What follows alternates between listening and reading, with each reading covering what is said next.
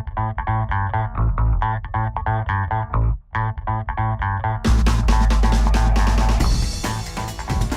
right, we're here at Fluke Transport. I have Kevin Hagen. How you doing? Very well, thank you. Good. So you're the Senior Vice President, General Manager of Fluke. Welcome to the show. Thank you. So we are going to talk a little bit today about Fluke Transport. You guys have been in business forever. 1920, I think, is what your website officially says. I'm sure there was somebody with a skateboard before that thinking I can move products. So tell us what Fluke does. Give us an overview of, what you guys do as far as where you go as runs and the kind of work that you do for free. Well, you're right. We've been around a long time. 1920 is officially when we started, but with the Fluke family, and Ron Foxcroft purchased the business with his family in the 80s. So I think it's been 32 years actually is roughly how long they've been with the Fluke business. You know what? We're running about 105 trucks, and predominantly we're running in the Ontario marketplace. Okay. We have about 10 trucks that run the Quebec corridor. A couple running the East Coast. We have a customer that ships freight to Newfoundland, so we have a couple of guys running those loads. Right.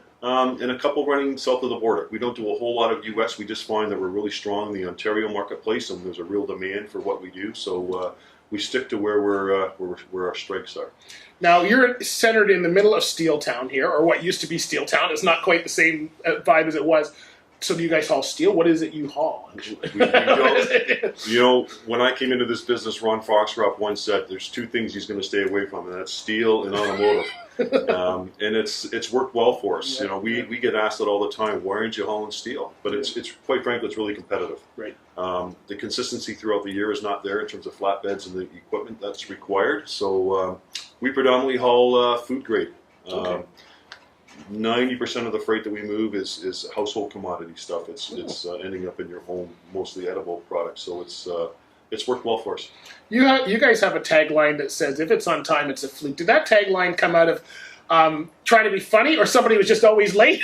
Someone all of a sudden was on time in the early years? Or how did that tagline come around? Because it's a great one. Everybody knows it. Everybody knows it. It's a great question. And it's there's not a week that goes by without, I get a phone call or an email or somebody says, I love your slogan.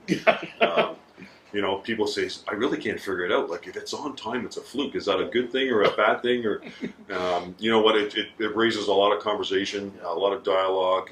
Somebody in the Fluke family thought of it years and years and years ago, and it's stuck. And it's it's a fantastic slogan. Even my wife knows that. She's got nothing to do with trucking, so it's really amazing. You guys do a ton of charity work. I've been reading. You won the Goodwill Award, I think it was a couple of years ago or this year. Tell us about some of the charity work you guys do. Yeah, we try to get involved in the community. It's important that as a Hamilton-based company that we give back whenever we can. Again, Ron Foxcroft, who's active not only in Hamilton and Burlington and tons of other things that he does.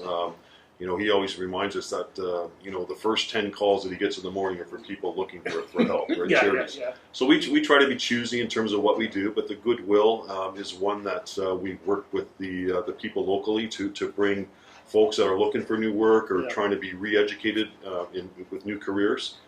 We've brought them on, and we've mentored them here in the building with certain jobs, and it's worked really well. That's great that you're involved with your community. You can bring people on from the community, and you're a center of the community. You're in the middle of it, so that's absolutely amazing. Other than I know you do trucking. We're going to get back to that, but you do a lot of things like warehousing and all kinds of specialty things. Maybe give us an idea of what's going on outside of the driver's seat. Sure. One of the things that we thought of in the business in terms of how can we generate and grow the business was offering warehousing. Yeah. And a lot of our customers, they need not only for us to truck it, but they're looking for short-term or long-term solutions in terms of storing their product. So we got into that probably 15 or 20 years ago, and it's worked well again. We have customers that, they're looking for, as they build inventory, some space, overflow space. We have that solution for them, and it's nice because we can truck it in, we can store it, we can truck it back out, and it's a great sales pitch when we're sitting in a boardroom with a customer trying to we always say we want to be the aspirin for the people that have headaches, so it works well. Yeah, no, that's just great. So how big would your network be? Because we're in Hamilton. You've talked about being Ontario based. But I know that you also have, I think, a terminal in Montreal, if I'm correct? We have a yard. So in Montreal. how large is this network, the Fluke network, if we could? Well, we have the terminal here at 450 Sherman Avenue in Hamilton, and we also have a yard in Caledon where we store some power and some equipment, and we have a yard in Montreal. But this is really the hub. It's the building that we're in is 500,000 square feet, and it's got a great facility here on the Hamilton Port Authority property, and they've been great partners for us too in terms of allowing us to grow as we need more space. So it's worked well here in Hamilton. Yeah, how many employees would you guys have? We're at about 105 drivers, and I think overall we're probably about 170 total employees. Wow, so that's a fair size company. Yes, it is. It's good. And I'm assuming with the history that you probably have a lot of long-term companies, right? Like people come here and they can call this place home if they choose.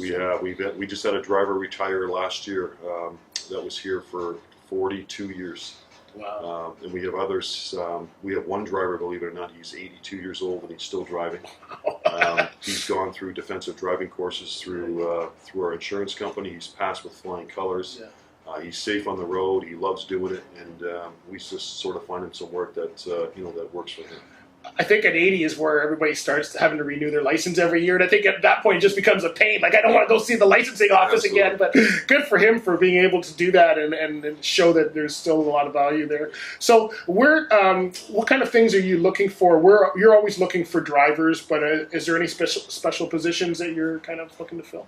As we have changed our culture here at Fluke over the past number of years, my pitch has always been our driver is the most important thing for the success of a company, and that hasn't changed. And we're growing organically. We're getting calls daily for customers, offering us more freight, and that's what the real need for drivers is right now.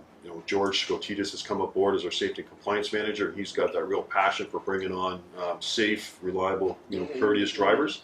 And we probably could bring on 10, 15, 20 more guys and keep them busy right now. Yeah. Well, that's great. That's great to know. And you have a variety of shifts too, right? So it's not just that was one of the unique things about you. It's not just get in here on Monday and take off for the whole week and come back. You guys have night shift and day shift and a lot of casual labor, right? We have guys want to work on weekends. Some guys love being off Monday, Tuesday, Wednesday, maybe because a spouse has the same sort of shift. Yeah. But we have days, evenings, weekends, whatever sort of fits a person's lifestyle. We have work, so it's unique. Well, that's great. Well, listen, continue the history so we can come back and do this another, I don't know how many years, 50 years, 80 years, whatever we're at. And thanks for your time today. I appreciate that. And remember, if it's on time, it's a Fluke. And it's at fluke.ca if you want to find out how much time you need, right? Thanks, Chris. Thank you.